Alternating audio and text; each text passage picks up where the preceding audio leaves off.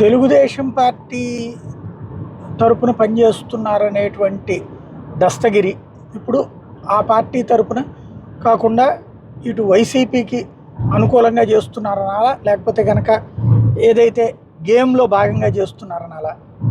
జడ శ్రవణ్ కుమార్ తెలుగుదేశానికి అనుకూలంగా కాకుండా వైసీపీకి అనుకూలంగా చేస్తున్నారనా, లేకపోతే తెలుగుదేశానికి వ్యతిరేకంగా చేస్తున్నారనా, లేకపోతే తెలుగుదేశం కూటమికి వ్యతిరేకంగా చేస్తున్నారని, లేదా వాళ్ళకి అనుగుణంగా టాక్టికల్గా చేస్తున్నారనేది అనాలా. ప్రస్తుతం అయితే ఒక్కొక్క అంశం కొత్త రూట్లోకి వస్తున్నది.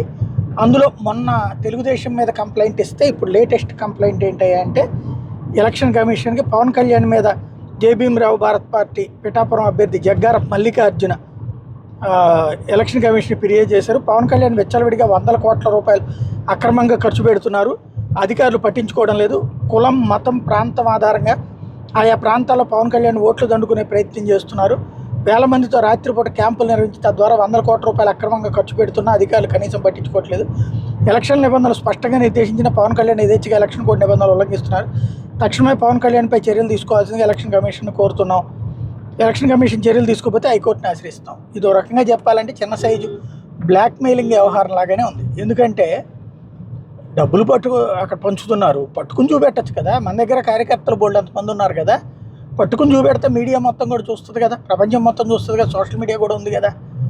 కానీ అంత డబ్బులు ఇప్పుడే ఎందుకు పనిచేస్తారు నెల రోజుల ముందు సాధారణంగా చూస్తే కనుక. కాబట్టి ఏదో మీరు మాతో మేనేజ్ చేసుకోండి అన్నట్టు మాట్లాడుతున్నట్టుంది ఇది. ఇట్లాంటి కంప్లైంట్ చూస్తుంటే వీటి ద్వారా ఏదో జరిగిపోతుందని కాదు, కానీ ఇక్కడ సెలబ్రిటీల మీదన కంప్లైంట్లు ఇవ్వడం ద్వారా ప్రచారం రావడం అన్న అవ్వాలి, లేదంటే కనుక మమ్మల్ని కూడా గుర్తుంచుకోండి అని చెప్పేటటువంటి కాన్సెప్ట్ అన్న అయి ఉండాలి.